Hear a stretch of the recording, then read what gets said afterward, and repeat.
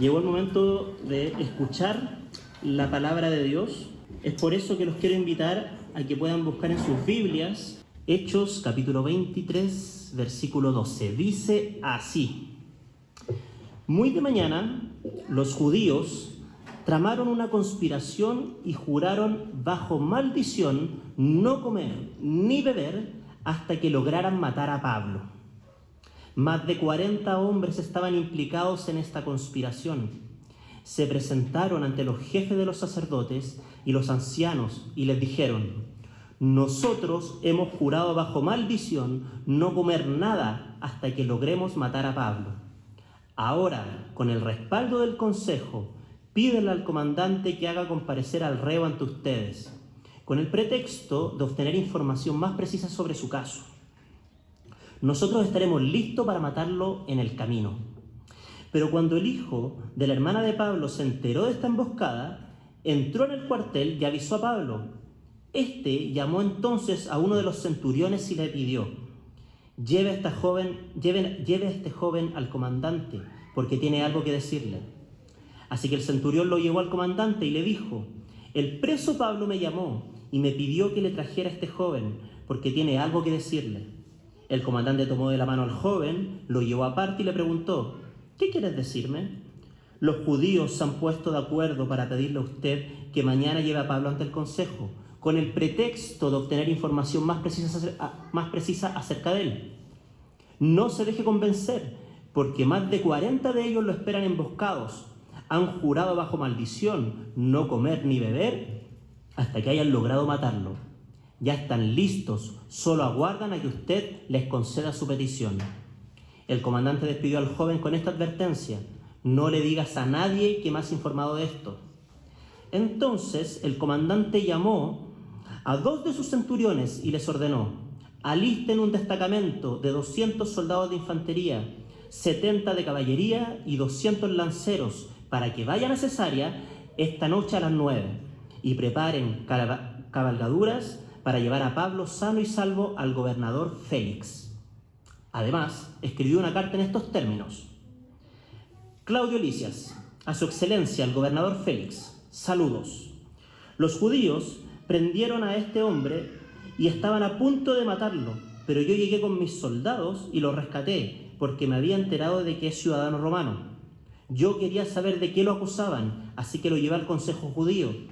Descubrí que lo acusaban de algunas cuestiones de su ley, pero no había contra él cargo alguno que mereciera la muerte o la cárcel.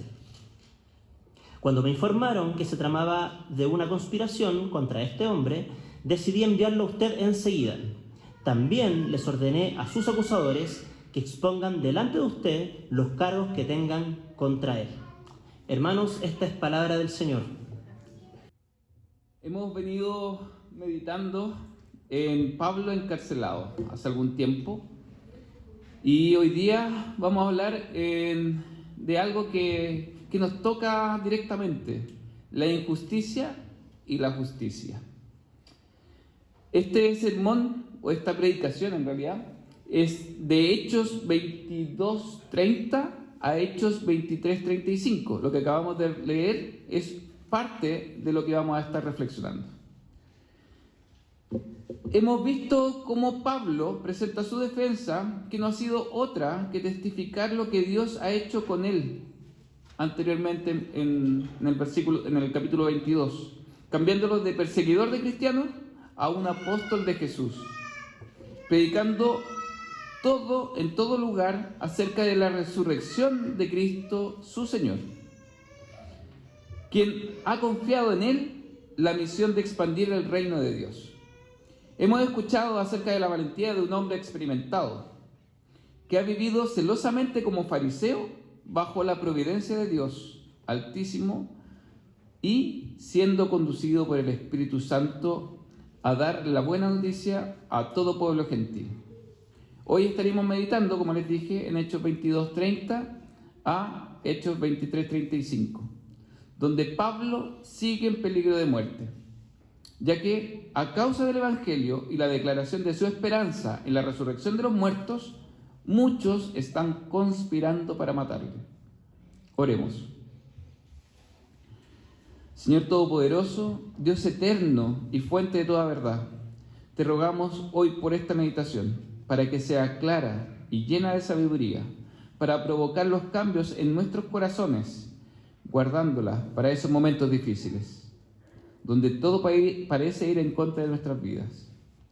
Te pedimos nos bendigas, nos hagas humildes y necesitados de ti, para que tu nombre sea exaltado en los méritos de Jesús nuestro Señor.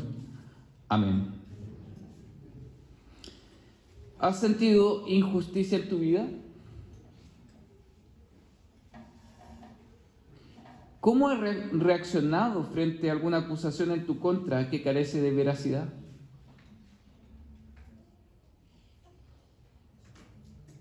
¿Te has enfrentado a peligro de muerte? ¿Qué tan difícil puede ser permanecer tranquilo? ¿Cómo podemos ser testimonios cristianos cuando estamos expuestos al juicio público y una multitud en contra nuestra? Esa es la realidad que está viviendo Pablo en este momento. Y mientras yo meditaba en esto, me di cuenta que mi sentido de injusticia era muy básico. Les cuento que cuando voy por los pasillos del supermercado y el vigilante me empieza a mirar, ya me siento injustamente tratado. Entonces, ¿por qué me mira tanto? Yo no soy ladrón. Mi sentido de injusticia me lleva a decir, casi a enfrentarme con él para decirle, estoy haciendo algo equivocado. Y en un sentido más próximo, hemos visto cómo este caso audio ha afectado directamente nuestra justicia chilena, ¿cierto? Quien debe cubrirnos, debe guardarnos y proveer la justicia, justamente nos hemos dado cuenta que estaban haciendo lo contrario. Entonces parece ser que estas situaciones dan paso en nuestro corazón a una sensación muy fuerte de injusticia, una emoción. Este último tiempo hemos estado expuestos a las noticias que nos hacen crujir los dientes. Casos de personas que, al parecer, y en relación a lo que conocemos de ellas, nos parecen aberrantes. Sin querer, en nuestro corazón se gatilla una posición que prontamente busca hacer justicia y caemos en el juicio. Pues al parecer la justicia nos parece un tema de suma importancia y por ello saber antecedentes que por el poder o autoridad de las personas que lo ostentan, cuando son ocupados para abusar y corromper a otros, nos afectan directamente a nosotros también. Procuran torcer la realidad para generar su propia justicia, su propia defensa, ocultando información, ocupando a otras personas para liberarse de sus penas, en fin, queriendo librarse de sus propios delitos. En el caso que presenta Lucas y la defensa de Pablo, la pregunta es, entonces, ¿cómo sobrellevar el tiempo que implica un juicio para que realmente se haga justicia? Pablo lleva bastante tiempo prisionero y le queda bastante tiempo más. Lamentablemente la justicia tarda. ¿Cómo entonces sobrellevar el tiempo que implica un juicio para que se haga justicia? Pablo está en una situación en el verso 30 del capítulo 22, donde ha sido el comandante, la autoridad romana, quien ha evitado que Pablo siga recibiendo azotes por el juicio que aún no se ha llevado a cabo. Y aunque no existe claridad en cuanto a los judíos que le acusan, ellos parecen estar empecinados en matarle. Por ello es que Pablo recibe esta ayuda divina, tan importante del versículo 11 del capítulo 23, que viene de Jesús mismo, ocupando al comandante primeramente, para cuidar la vida de Pablo. Y luego, cuando escuchamos que en la noche se le apareció el Señor y le dijo, ánimo, así como has dado testimonio de mí en Jerusalén, es necesario que lo des también en Roma. Qué palabras más amorosas en medio de esta gran penuria. Por eso vamos a estar meditando en 3 puntos: justicia versus injusticia, o al revés, injusticia versus justicia. El primer punto de los versos 22, del capítulo 22 del 30 al capítulo 23, número 5, vamos a estar meditando sobre la justicia en manos de los injustos. Justicia en manos de los injustos. Entre el versículo 6 y el versículo 11 del capítulo 23 vamos a ver la justicia al confesar la fe. Y en el capítulo 23 también, entre los versículos 12 y 35, veremos cómo la justicia de hombres contra la justicia de Dios ejecutada por hombres. Vamos al primer punto: justicia en manos de injustos. Cuando Pablo es llevado ante el consejo, responsable de hacer justicia en temas relacionados a su religión, es el comandante romano quien procura entender las imputaciones que le estaban haciendo a Pablo en cuanto a su religión, pues por ser él un ciudadano romano, merecía un juicio justo, conforme a la ley romana. El propio comandante había impedido que lo lincharan y tenía susto por él mismo haberlo golpeado. Es decir, ya en ese tiempo podemos ver que habían problemas de justicia. Algunos, los romanos, podían acceder al juicio según las leyes romanas, pero otros, los que no eran romanos, eran juzgados por sus propias leyes. Pablo tenía esta doble identidad, como dice un amigo, una doble militancia. Era judío y era romano. Ahora está siendo juzgado por las autoridades judías. En este juicio, Pablo se declara en el versículo 1 con toda buena conciencia, lo que probablemente fue asumido por el sumo sacerdote, el miembro principal del consejo, como un acto de arrogancia por parte de Pablo. Probablemente por un sentido de alta autoestima que tenía Ananías. El historiador Josefo lo describe a Ananías como un gran acumulador de riquezas. Dice que incluso le quitaba por la fuerza los títulos que le pertenecían a los sacerdotes. Como podemos ver, el tema de la injusticia radica en el corazón de la persona encargada de realizar la justicia. Quien dicta justicia debe tener un corazón acorde a la justicia. Por ello es que Ananías ordenó en el versículo 2 que lo golpearan. La reacción de Pablo no deja de sorprendernos, pues responde con dureza, llamándole hipócrita, pues estaba ejecutando torcidamente la ley, pegándole antes de tener todos los antecedentes, violando con ello la propia ley. Esta ley lo obligaba a escuchar y luego dictar sentencia. Sin embargo, al saber Pablo que se trataba del sumo sacerdote, no duda en retractarse, no por sus palabras, sino por haber hecho lo que por ley judía no era propicio. Él había dicho que tenía toda buena conciencia, vivía con buena conciencia en el versículo 1, y eso debía él obedecer y someterse a la autoridad del sumo sacerdote, como judío que era. Lo que encontramos en las palabras que él dice, ¿cierto? En Éxodo 22, 28, no hables mal del jefe de tu pueblo. Pablo comprende que está siendo juzgado por una autoridad injusta, torcida, y no vacila en declarar su fe. Esto es lo que hace Pablo. Ananías se ha comportado como las autoridades de nuestra actualidad, mal ocupando su poder al golpear a Pablo y mostrando su nulo interés en escuchar al imputado y hacer justicia.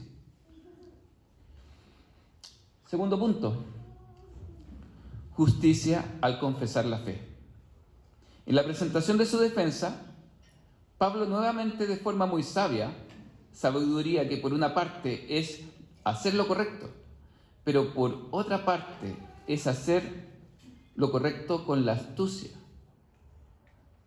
La sabiduría tiene un componente de astucia, saber qué es lo que nos está pasando para actuar con las palabras apropiadas. Con esta sabiduría, Pablo expone su creencia en la resurrección de los muertos como solo los fariseos aceptan dentro del concilio, dejando en jaque a los miembros del Sanedrín. Pues los saduceos, como dice el versículo 8, no creían en la resurrección. El resultado de este alboroto, provocado por la declaración de fe de Pablo, es que se dividiera el propio consejo y los fariseos no encontraran delito en Pablo para ser condenado. Versículo 9. Pero era tan tenso el ambiente que el propio comandante romano de nuevo tuvo miedo que destrozaran a Pablo, ordenando que se lo llevaran al cuartel, según lo que leemos en el versículo 10. Es increíble ver lo que la declaración de Pablo provoca, una división en medio de un juicio. La idea de la resurrección de Jesús es tan fundamental en nuestra identidad cristiana que Pablo la identifica perfectamente, ya que nadie puede llegar a la fe sin la resurrección de Jesús, sin creer que Jesús ha resucitado. Pablo nuevamente está testificando, como lo hizo ya en el relato del capítulo 22, que él es testigo de la resurrección de Jesús y que los fariseos están en lo correcto. Por eso es que no hay contradicción en él cuando se describe como fariseo y cristiano. Parece ser que en medio de esta trifulca, Pablo sigue firme en testificar más acerca de su fe que en defenderse. No ocupa argumentos para refutar los cargos, sino que aprovecha el momento para dar testimonio de Jesucristo, pues esa, él entiende, es su mejor defensa. Eso nos lleva a pensar en cómo nosotros estamos pensando en defendernos cuando injustamente somos atacados. Y no me refiero solo a casos frente a tribunales de justicia, sino en situaciones más cotidianas, como el pelambre en la oficina, los rumores de pasillo, las calumnias que nos rodean alrededor. Nos hacen sentir esa emoción tan fuerte de la injusticia. Pero realmente hemos pensado en cómo estas situaciones pueden ser un buen tiempo para pedirle al Señor la sabiduría que tiene Pablo, para que dentro de nuestra defensa lo que prime sea la declaración de nuestra fe, nuestra identidad cristiana. Es bueno pensar en ello, en medio de nuestras más fuertes emociones, que el Señor está junto a nosotros, procurando por nuestras vidas, y que de Él dependemos en todo momento.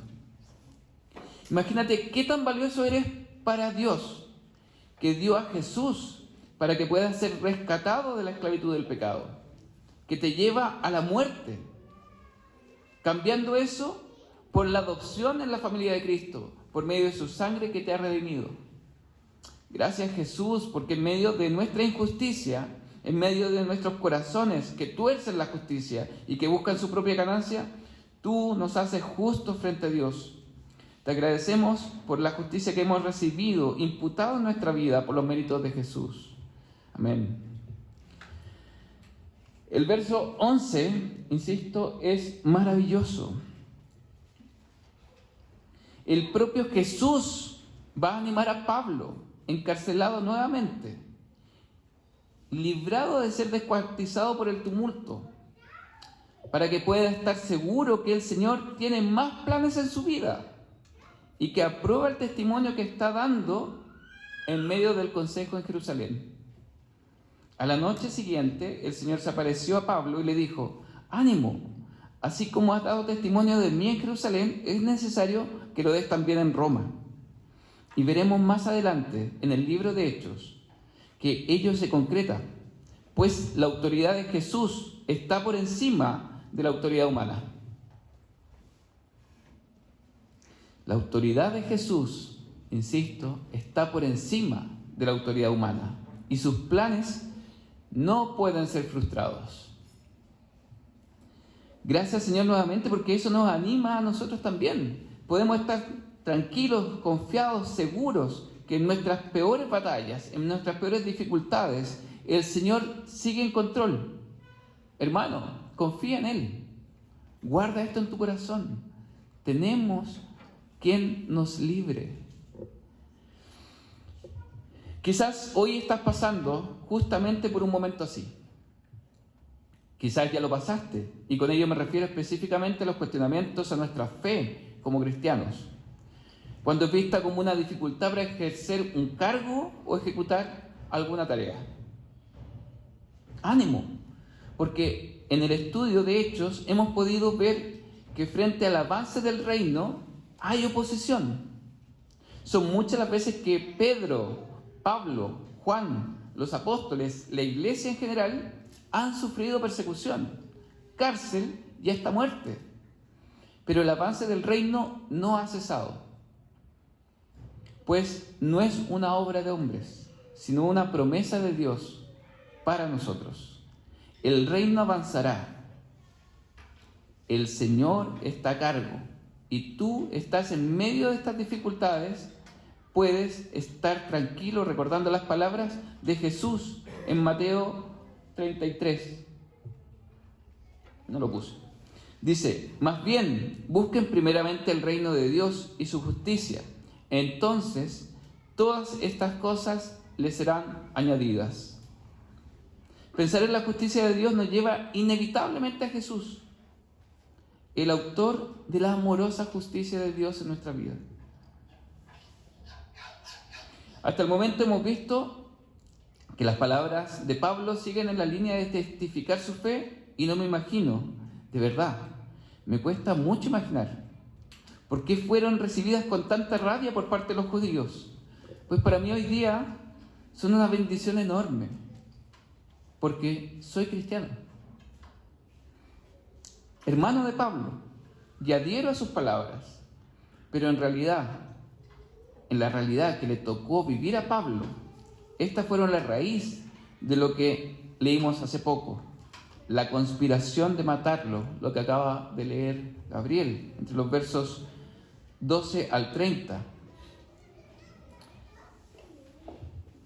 y que nos presenta la justicia humana contra la justicia divina. En estos versículos podemos ver cómo la rabia se apodera de los judíos. Ya no quieren justicia. Traman un plan para acabar con la vida de Pablo. Ya no buscan el juicio. Quieren dar rienda suelta a su rabia, juramentándose que lo harán, dejando de comer. Lo que nos muestra los versos 12 al 15. Ellos urden un complot sin sospechar que Dios pone herramientas, hombres, en el momento adecuado para evitar su propia injusticia. Con estos hombres, Él sigue adelante en su plan de establecer su justicia en medio de un pueblo injusto. En esta ocasión, su sobrino, en el verso 16, es quien se entera de la emboscada y le avisa a Pablo, quien le pide a uno de sus centuriones que le permita llevarlo al comandante, el mismo que había tenido miedo por encarcelarlo, siendo un ciudadano romano, en Hechos 22-29. De manera que este comandante debía procurar ahora que Pablo llegase con vida a su juicio. Si Pablo moría, su propia vida corría peligro, ya que si se llegara a conocer lo que había pasado anteriormente en el capítulo 22, cuando él, sin saber que es romano, lo azota, su propia vida estaría en juego. Este joven, sobrino de Pablo, le comenta lo sucedido al comandante entre los versos 20 y 22. Y el comandante toma muchos recuerdos para trasladar a Pablo a las dependencias de gobernador Félix en Cesarea, distante unos 117 kilómetros. observemos que el destacamento que lo acompaña es bastante amplio y tenía la finalidad de llevar a Pablo sano y salvo, según el versículo 24. En los versos 25 al 30 se nos cuenta que el comandante Claudio de Lisias declara a favor de Pablo. Lo rescató de las manos judías al saber que era romano. Quiso indagar en cuanto a las acusaciones frente a los judíos, llevándolos a compadecer frente al consejo. Y a su juicio no era merecedor de cárcel o muerte. Sabía de una conspiración en su contra y había ordenado a sus acusadores exponer los cargos frente a Félix, el gobernador, autoridad romana, quien dictaba sentencia en estos casos.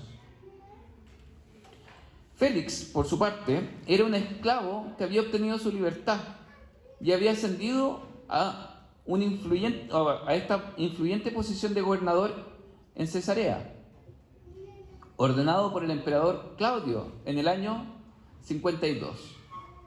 El historiador Tácito lo describió como: Félix ocupaba un cargo de rey mientras tenía una mente de esclavo, saturado de crueldad y lascivia. Nuevamente encontramos que Pablo debe enfrentarse a una autoridad corrupta. La justicia es en manos de hombres injustos. Sin embargo, sabemos que seguían con vida. Las palabras de Jesús del verso 11 siguen firmes. Debe testificar en Roma. No sabemos cuándo, pero el propósito es que el reino de Dios sea conocido en Roma. Y todo lo que ha pasado con su sobrino, cuando supo del plan, con que Pablo haya podido presentar a su sobrino frente al comandante y él lo haya atendido, obedece a una obra divina. Dios, Jesús, gobernando frente a la injusticia del hombre. Por eso es que todo el ejército que lo acompañó y resguardó, incluso el propio gobernador Félix, ha sido dispuesto por Dios mismo, quien está a cargo de todo lo que está sucediendo. Pablo, frente a este nuevo juicio, se debe haber preguntado: ¿cuándo terminará esto? Pero por otro lado, ¿cuándo llegaré a Roma? Porque sin duda, lo que él pensaba era el propósito que había sido encomendado por el propio Jesús para su vida. Sin duda, la presión, los azotes, los golpes desgastan a todo ser humano. Por eso me imagino que el alimento diario deben haber sido esas palabras con este encuentro con Jesús, que le traían tranquilidad y le daban seguridad de que él llegaría a predicar a Roma. La audiencia fue fijada para cuando llegaran los acusadores, según el verso 34. Pero debo adelantarles un poquito en el capítulo 24. ¿Qué es lo que está pensando Félix de Pablo? Él sabía que era ciudadano romano y sabía que era de una situación acomodada, probablemente. Y lo que él aguardaba en unas conversaciones recurrentes con Pablo es que él pudiera pagarle para dejarlo libre. No sé si te termino de convencer que los seres humanos, cuando tienen la justicia, la ocupan a su favor. Pero Dios está a cargo de todo lo que pasa, incluso con la injusticia de los hombres. El texto de hoy termina con Pablo bajo custodia en el palacio de Herodes, según el versículo 35. Seguramente tienes las mismas preguntas que yo. En realidad, ¿por qué tarda tanto en llegar la justicia? Mientras en los ojos humanos Pablo está encarcelado, ¿qué está haciendo Dios? ¿De qué manera este pasaje nos anima a esperar confiadamente que Jesús haga verdadera justicia? ¿Y de qué manera esta justicia ya se ejecutó a nuestro favor? Vamos a hacer una pausa pequeñita. Sí, les pido mil disculpas, Rodrigo. Hay un auto que está tapando la entrada de un vecino, un Chevrolet gris, casi tipo van, ya, para que lo puedan retirar. Bien, gracias y mil disculpas nuevamente. Estamos en la iglesia, esto pasa, ¿cierto? Voy a repetir porque de fondo es lo que quiero que nos llevemos hoy día. ¿Qué está pasando mientras nosotros vemos la injusticia del ser humano, según este pasaje? ¿Qué está haciendo Dios detrás de esta injusticia humana? ¿De qué manera este pasaje nos anima a esperar confiadamente que Jesús haga verdadera justicia? Pero también, ¿de qué manera esta justicia ya se ejecutó a nuestro favor? Las respuestas no son como una receta mágica que podemos copiar en nuestra vida, ¿cierto? Una mala aplicación sería, debo hacer lo mismo que Pablo y esperar que Jesús venga en la noche a visitarme y con eso yo puedo estar tranquilo. Pablo es Pablo. Nosotros tenemos nuestra vida y Dios ha dejado su palabra para guiarnos. Hechos nos narra la historia de cómo la iglesia se vieron fortalecidas con hombres como Pablo, apóstol de los gentiles, llamado a anunciar la salvación de Jesucristo a las naciones, quien resucitó de los muertos y está a la diestra de Dios, de donde juzgará con verdadera justicia. Este pasaje nos muestra el coraje, la valentía, el testimonio de un hombre transformado por Dios, que antes perseguía a cristianos y ahora declara su fe de forma pública frente a quien los quiere condenar a muerte. Esto nos lleva a comprender la supremacía de Cristo, a confiar en Él y a pedir ser transformados por su Espíritu Santo al reconocerlo como nuestro Señor. Algo que ya había sido ejecutado en la vida de Pablo. Por tanto, también debería animarnos a lo que leímos en Mateo 6. Busquen primeramente el reino de Dios y su justicia. Eso es lo que queremos. Queremos la justicia de Dios. Estamos en medio de injusticias, sí, hermanos, pero anhelamos la justicia de Dios porque esa es gloriosa. Es muy probable que nos toque lidiar con la falta de justicia mientras vivamos, porque los hombres suelen torcer la justicia y sacar provecho de ella. Sin embargo, podemos estar confiados que Dios ya ha hecho gran justicia por medio de Jesús al limpiarnos de nuestros pecados. Algo que ningún otro humano podía hacer. Vivir conforme a la ley, con un corazón puro. Morir por nosotros pagando por nuestros pecados, para luego resucitar y vivir eternamente como juez de los hombres a la diestra de Dios, esperando por nosotros como hijos adoptivos de su misma familia. Veamos que la justicia de Dios se está ejecutando. Somos parte de ese proceso, que no lo entendemos del todo, pero podemos dar gracias que hemos sido alcanzados por la justicia más grande que nos trajo Jesús. Oremos. Gracias, Señor, por la posibilidad de leer este pasaje y ver tu soberanía en medio de la injusticia. Gracias, Padre, por ser tú nuestro sustento en las horas más tristes y por prometernos eternidad sin lágrimas, sin dolor y sin más injusticias.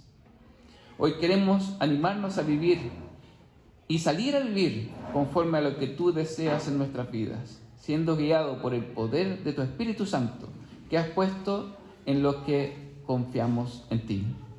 Te pido por aquellos que aún no te conocen y que no gozan de la esperanza de la resurrección, para que puedas actuar mediante tu Espíritu Santo, para llevarlos a reconocerte, a arrepentirse de sus pecados y vivir vidas renovadas por ti. En el poderoso nombre de nuestro Señor Jesucristo. Amén.